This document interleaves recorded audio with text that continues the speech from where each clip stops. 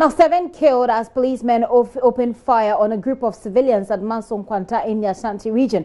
Just a day after, another person is also shot again as policemen opened fire. Luckily, that person survived. This happened at Kwauma, also in the Ashanti region. In Dansoman, a man was gunned down again by officers who were supposed to protect him. Police say he was a wanted man who resisted arrest and only died from a shot to his thigh. Those were the chilling stories of how peace officers disturbed the peace this week alone. There are countless occasions when police have turned the gun on civilians. Reactions have been varied, but in Kumasi, the youth of Zongo communities there are finding it hard to forgive the police as they dispute the accounts that claims their deceased relatives or friends were armed robbers. We'll get to speak to the Bureau of Public Safety, which is calling for a review of arrest and rapid response procedures by the police. But we can't take you live now to Kumasi, where there's an ongoing effort to calm tensions that have followed the killing of the 7 residents of Asawase. Ohimenteria is on this beat. We will be hearing from Ohimenteria right after we listen to you can call it the head of the delegation that went to the place, the IGP, David Asante-Apietu. We just arrived from Accra, so if there's anything, it's very early to talk about the investigation that is ongoing. So you allow us some time, and then we'll come up with some results that will satisfy everyone. Investigation is very fluid. It can be tomorrow or it can take a very long time. David Asante-Apietu there. He's been asking for more time for the police to investigate this matter.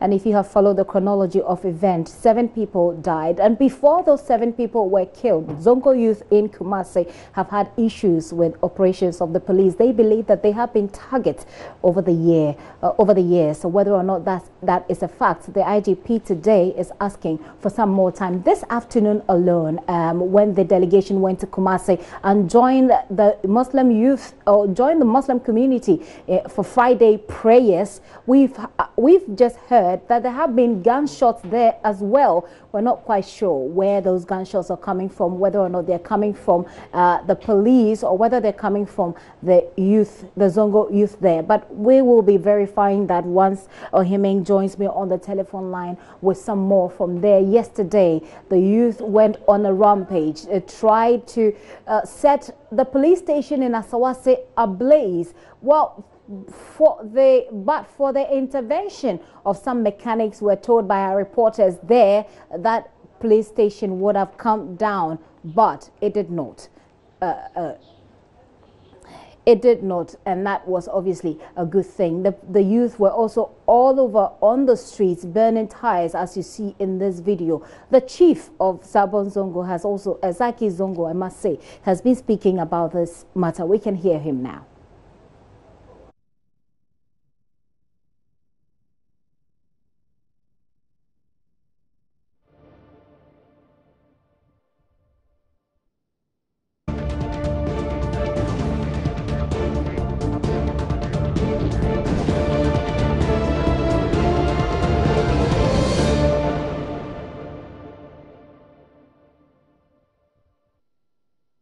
But let's go over to Kumasi, where Ohimenteria, who has been on this beat for us, is standing by for us to get some more information on those gunshots. Where did they come from? Ohime, if you can hear me, tell us. Right from the Kumasi Central Mosque, it's been a very busy day for the Zongo youth to worship this afternoon. Unfortunately for them, this has been an unusual day because they came here with a purpose to worship and also to protest. So few minutes after the Friday prayer, the Minister for Zongo and Inner City Development, Alhaji Boniface Abubakar Siddiq, led some officials and the leadership of the Zongo communities here, I'm talking about the chiefs, into a meeting.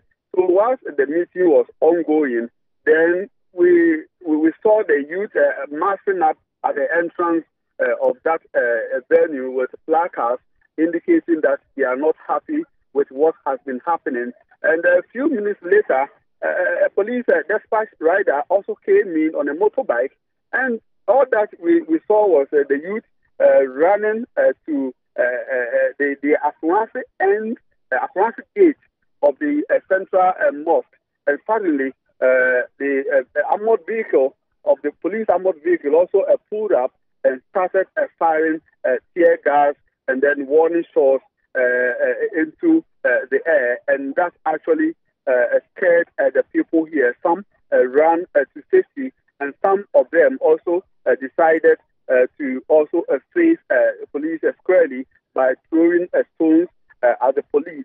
So I must say that yes, today was supposed to be a worship day for the youth and their leadership, but unfortunately things have not been well for them, and people started running for their lives here, and even some of the tear gas were fired into the premises of the Kumasi Central Mosque. And a few minutes later, then I also saw a section of the youth on motorbikes running to the Central Mosque and also shouting, indicating that this time around they have come prepared to face the police team squarely. But all these were the police team have not entered the Central Mosque premises, but they were rather just on the Aswansi line, Main Street, firing tear gas, and also warning shots to disperse the youth here. Dead in this unfortunate situation. Ahime, was anybody injured in this unfortunate development? You see, it's very difficult to give an account if somebody has been injured. But what I do know is that, yes, some of the youth went out and started throwing stones at the police officers, and I can't confirm that somebody has been hurt in the process. But for now, it is too early. Fortunately for us, it started raining just some few seconds away, and I've seen the youth coming back to the Central Mosque premises, meaning that maybe this could be a shower of blessings for any possible reprisal attacks here. Well, Ahime, you've been speaking as well to the chief for the Zongo community. What does he say? Come again, Steve. Ahime, you've been speaking to the Zongo chief. What does he say? Unfortunately, I haven't had the opportunity to speak to the Zongo chief. No, because right after today's service, they ran out. Okay, so you've not spoken to him at the moment. I'll have you pause briefly. He spoke a while ago, well, before this unfortunate development happened. So let's hear the chief for the Zongo community. And when I return, I'll engage on him for some more details of what's happening as we speak. The chiefs on Thursday morning asked the youth to cancel a planned demonstration until a decision is arrived at a meeting after Friday prayers. But those pleas were ignored by some of the youth who went on rampage and attempted to set the Aswansi police station ablaze. General Secretary of National Association of Zongo Chiefs, Alhaji Shuabu Musa Sharif, says the chiefs are appalled by the conduct of the youth. He spoke to my colleague, Ohimi Teria. It's very unfortunate that I understand some few of them. You know, in any society, you can have some people who go astray. I understand some few of them came and bent ties and then caused commotion that even prevented vehicular traffic moving, which is very, very bad. We didn't condone that. We didn't sanction that. And we told them anybody, whoever goes there to do that, that's at his own risk. Should, in case somebody is even arrested, will not come there because that was not what we told them to do. We advised them, we even told them the decision taken by the leadership that tomorrow being Friday, after the prayers, the Zongo, the imams and ulamams, and all the chiefs, the opinion leaders and the elders of the Zongo community will sit after the Friday prayers and have a thorough discussion. This is the problem that has befallen us. We should bring ideas on the way forward. Then from there, whatever decision that we take, should in case even there's a need for us to embark on demonstration, then we will tell them, we will write formally to the police to seek for their permission. This is what has happened and we want to embark on the police. Then the routes that we will pass, whatever that we will do, I mean, we'll put it in the practical terms. then we'll discuss with them and tell them that, I mean, we should be disciplining ourselves. Demonstration is part of democracy. Demonstration, when we want to do it, we should be able to say what is worrying us so that the people will listen, but not to come and then maybe the thing goes out of hand and the destruction of property and other things. That is not what we want. So in as much as you are concerned, the development so far, when you met them, the indication was that they would heed to your advice. I mean, the Zongo chiefs, they will not hit the streets. They've done that, attacked police officers, threw stones at them, to the extent that some police officers are injured, including a cameraman of GH1, and went ahead and also threw stones at the Manso Government Hospital. In that regard, suspending the hospital's activities, how would this affect your pursuit of justice as far as this issue is concerned? This is really sad. Let me apologize to anybody who was injured during that happening. It was rather unfortunate. We never sanctioned that, and we will never condone that. If that has happened, then it's rather unfortunate. I would say our Dongo people didn't do well. Meanwhile, the Association of Zongo Chiefs have welcomed the Ashanti Regional Security Council's decision to set up an independent committee to investigate the killing of the 7 suspected robbers. That one is an agenda that will also be part of the discussions that we are going to have tomorrow. Because if we want to cool tempers, the worry that we have in the Zongo community, these people will all know that they are not chiefs. Not even you tag them as armed robbers. None of them is a chief, let alone an armed robber, though they are all stealing. This one using arms, maybe this one using some other forms. And then you can send some people to come to the community. All their parents are there. 3 of them, I know them personally, and the 4th one even I know. Okay. Right? So if you tag them, the worry that my people are saying now is that you've killed them, they've gone. We are Muslim, we accept them. That is the fate that God has destined for them to die in that way. But the tagging of being armed robber is what is worrying. This is the erroneous impression that we want the police to come out and talk to it properly for people to understand these people are not really chiefs, not even to say armed robbers. And part of the things that we are going to do, we are going to sit and make a petition to the government, to the regional minister. So if the regional minister is saying that, the Red Circle will sit down and then give a thorough investigation, because there are so many questions to ask. This was what happened yesterday, in the hope that today they would have a fruitful deliberation with the team, a high-powered delegation from central government here in Accra to Kumasi. That, of course, did not happen. Ohime, tell us a bit more of what is happening as we speak on the ground. Can you come again? Tell us a bit more of what is happening right now as we speak on the ground. For now, the youth have, yes, I'm seeing many of them have retreated back to the central mosque, and they are in groups now discussing developments here. So that is what has been happening here now. Like I said, stands for the race. Many of them have now returned to the central mosque. But I'm seeing some of them who are still bent on, I don't know exactly what they want to do, but some of them are carrying some clubs around. I don't know what they're carrying what around? Can you say that again? Come again? They're carrying what around? What are they carrying? Ohime, if you can hear me, you say some of them are carrying something around. I don't quite get that. What is it that they're carrying around? They are carrying clubs. Clubs are clubs around. And, okay. They are also shouting. Let me see if I can get closer to them. If you can hear behind me, this is a group of young men. But you got to stay safe, Ohime. You got to stay safe. You can get close and let's hear if they want to speak to us, but you've got to stay safe for him. Yes, I'm playing safe. There's nothing to worry here. Yes, the situation is not as volatile as it used to be when the police team arrived here. So what is happening now I'm hearing sounds of police vehicles. Are the police moving in now?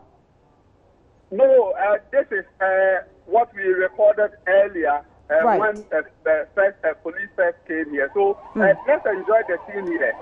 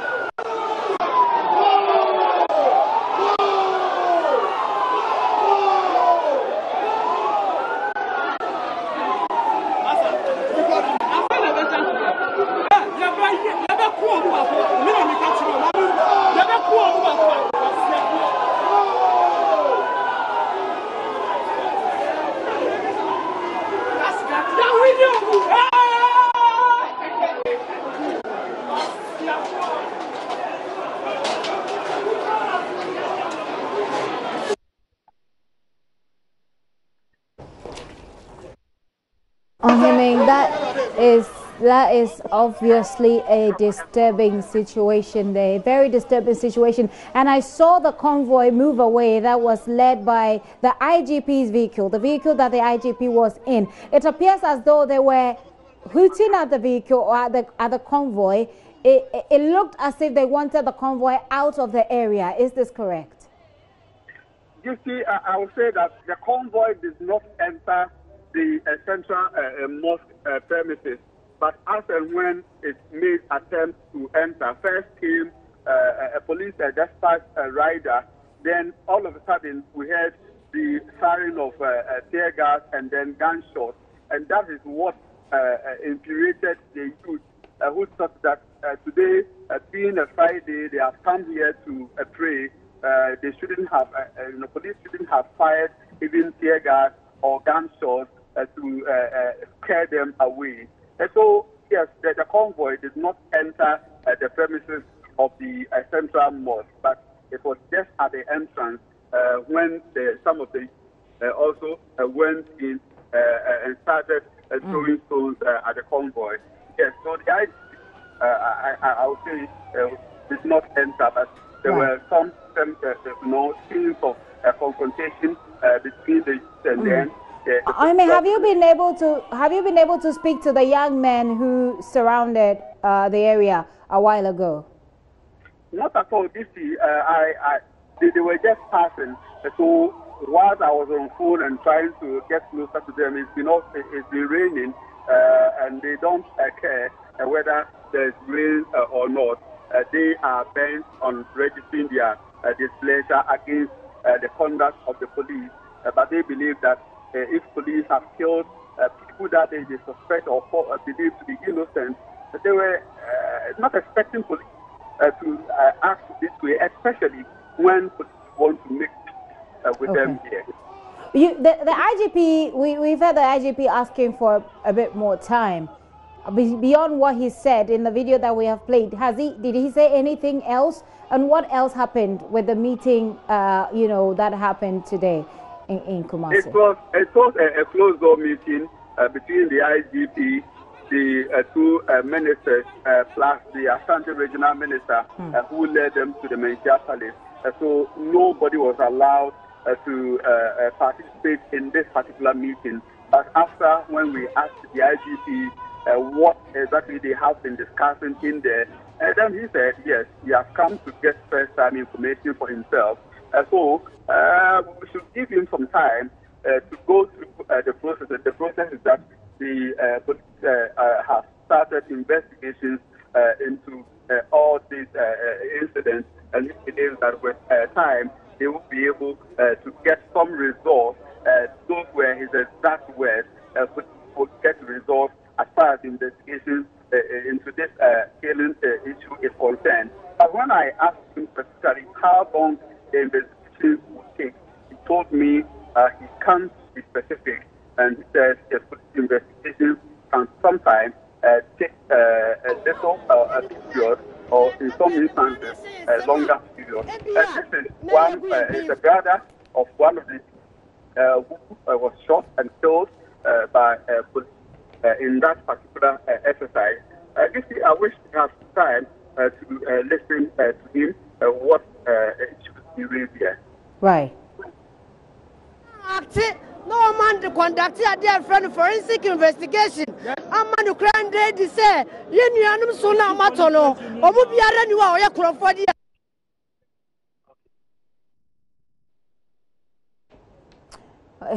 One of the young persons there basically saying that he's referring to the 7 that were killed, saying that they were not armed robbers, as the police seem to be insisting.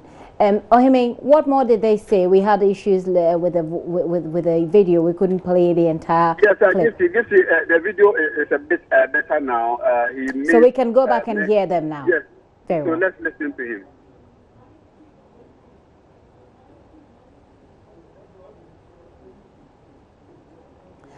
Well, Ohimeng Teria, they were trying to shuffle between here and Kumasi to get a feel of what's happening there. We're trying to hear from one of the young persons who spoke to Ohimeng following today's disturbances there. Unfortunately, there couldn't be peace talks. Well, let's see if we can hear the gentleman once again. We'll certainly bring you that video in our subsequent bulletins. Ohimeng, we're unable to hear him, but tell us briefly, sum it up for us, what they say. Yes, he mentioned the fact that his brother, until now, has been a breadwinner for the family, and he believed he was killed as an innocent man. So he's also adding his voice to earlier appeals and calls by the Zongo chiefs that an independent body should be constituted to look into the killing of the 7 people that they believe are innocent, and they were targeted for no wrong crime. Okay. So we can listen to him briefly, because he was so particular. Very well. Let's give it one last try. Targeted killing of innocent Zongo youths is getting to its highest frequency. And we have already have the patience of a voter. Right now, our patience are not contained anymore. We are ready to fight for justice, even if it is going to take us at least 1 year, 10 years, for us to arrive at a reasonable conclusion that our people are innocent.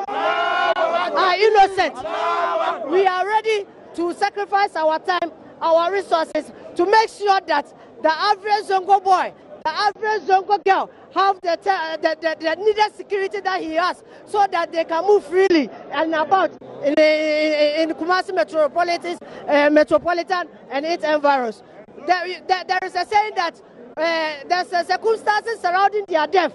You can never do away with what we call what? Politics. It is very known on record that all the 7 deceased are what? Syndicated members of what? Of the current administration, which is on the MPP. So we are looking forward to it that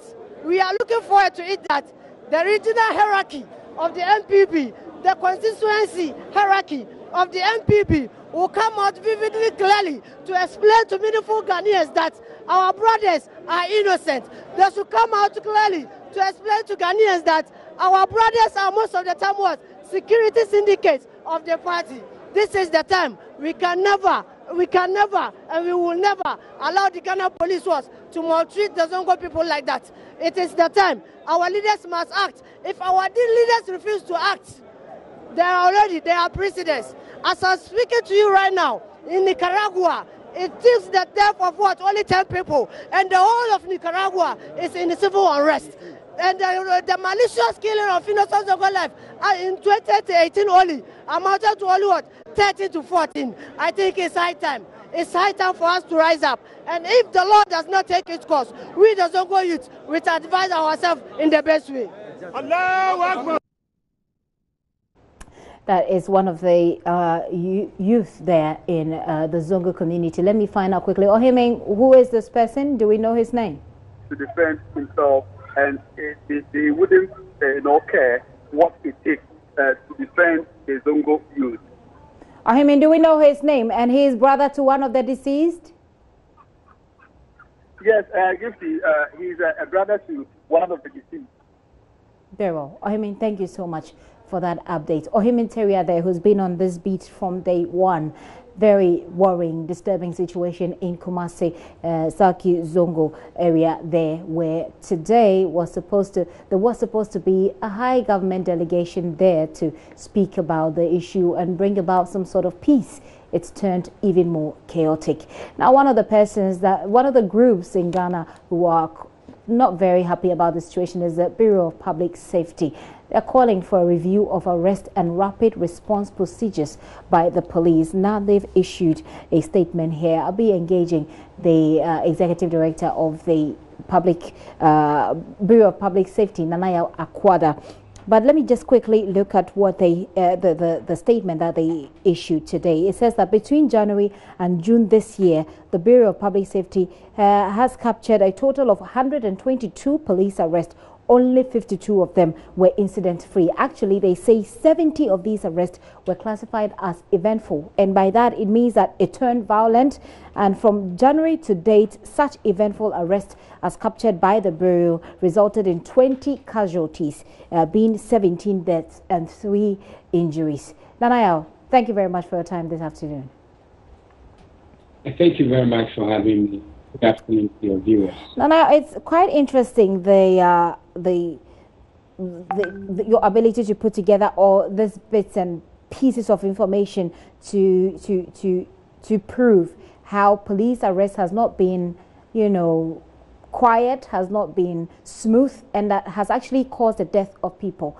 What exactly are you calling for? Can you break it down for us? When you say review of procedures, break it down for us. Thank you very much. Basically, I think you said it all. But asking me, let me attempt to rephrase or explain further what we put out in the statement.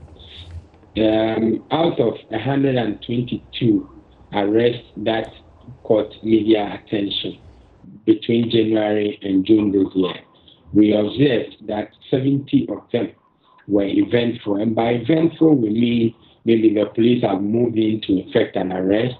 Either arrest has been resisted and the police will have to apply some force, or arrest was not resisted but the suspects or assailants attempted to bolt away and the police have to use other means which eventually turn violent in order to effect or accomplish their mission.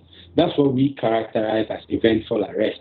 And general arrests are basically when the police move in to effect an arrest and they are successful. It's a clean operation that did not result in any casualties. And the figures we threw out there are figures that we have monitored between January and June this year. That out of 122, 70 of such arrests were eventful, were characterized with violent drama. To that extent, we think it should give the police a heads up that something is not sitting right in terms of their approach to arresting, because arrests are not matters that are to be taken lightly. Elsewhere, people can defer arrest and defer arrest and defer arrest to a certain time when they think that we can contain the excesses or the collateral damage. The fact that you pick up an intelligence, if no life is at stake, it will not be prudent for the police to move in. These 70 eventful arrests we are looking at, as a matter of fact, resulted in 20 casualties. If that does not disturb you, out of the 20 casualties, 17 of them were deaths. Only 3 were injuries. It gives a certain sense that you have of the system. What are the reviews you talk about? You're asking for some sort of review, security procedure reviews. What are these? Can you take us through them? Well, absolutely. I may not be able to tell you what the police will be looking at in this review, but in our estimation, the police must have standard practice that will seek to preserve and to destroy than to kill. They must have practices that will seek to, at all possible, as far as possible, to bring in suspects alive than to bring them in dead. And I think that if we have such policy in place, that the police, when they move into effect arrest, their primary occupation is to bring these people alive, they are going to do a bit more than to just go and open fire. And that's essentially what we are saying, that to the extent that out of the 70 arrests, there's been 20 casualties, and the 20 casualties, all 17 of them were deaths, only 3 were injuries. It means that there's a certain psyche within the police service that ought to change. Now, when they move in, they must have to, for instance, I give an example all the time of what happens in some parts of the Western world. When police move into effect arrest, they have stage, they have a persuasive stage, they have the stage where they assert their voice, they have until the stage where they actually come into contact or actually open fire at a suspect. We must have those procedures in place. In this can there be instances where the police, because they are not applying any of such procedure, or if it exists, and because they are not applying it as it has to, there's instances where they've appeared on crime scenes and they shot their own. Okay, Nana, I want you to list them for me. And I've seen the list here, but for our viewers who are not seeing what I have here on the paper, can you list for us the expectations of the Bureau of Public Safety, of government, of the presidency, of the police service going forward as to how to deal with this matter? Thank you. So in all of this, because of all of this, we have requested that the police administration does their arrest and rapid response processes. The police should not appear or respond to distress calls with the mentality to kill or to maim, or to kill if you like, to kill. They should always respond to distress calls with the notion or the mentality, the primary mentality that we want to bring in suspects alive. We have procedures in place to preserve this, to make this possible. Secondly, we are asking that the police must also have in place systems.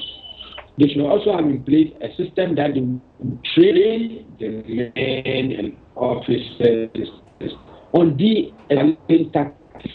So when they go on some of these missions, de-escalate situations, most of the time when police get somewhere, they just want to use force to get their way. And when you do that, you aggravate issues that hitherto could have been dealt with peacefully. You aggravate it, and because you have the upper hand in terms of action, it always results either suspects or civilians. Right. But let me ask you this. Let me ask you this quickly, Nanael. The police is saying that these people were armed robbers, and that they claim they sort of engaged them in some sort of gun exchange. That is one. Secondly, we've seen what happened this afternoon. A hierarchy, a high-powered delegation, government delegation led by the IGP was in Kumasi to try and settle the matter and try and have a conversation about this. It's actually turned chaotic, and the police had to fire tear gas, we're told, and we had some gunshots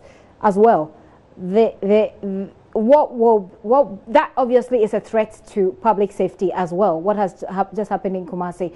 Going forward, what does the Bureau suggest? And briefly summarize for me, going forward, what does your Bureau suggest as the best way to tackle this matter? Thank you. We have called for an independent body, a body independent of the police, to investigate this matter. We have called for the report of this investigation to be made public. As it stands now, dead men don't talk. The police claim that these are armed robbers who opened fire on them. We cannot have the police investigating themselves. We need an independent body who will ask the police to bring evidence of attack on them. We need an independent body which will ask the police to give evidence that the dead men, each one of the dead men, can be linked to an offensive weapon. We need an independent body that will be able to go to the crux of this matter. Otherwise, what we have seen in the Dansuman shooting, what we saw in Cape Coast, what we saw in Tema, what we saw in Kaswa, all those, this one will not be any different from what we have seen. So please, it is good that the IGP and his men have visited the place, but ignore it. That is not what will solve the problem. What will solve the problem is an independent investigative body to do independent work and put out their findings. Okay, Nana, I'll say a very big thanks to you this afternoon for joining us with your perspective.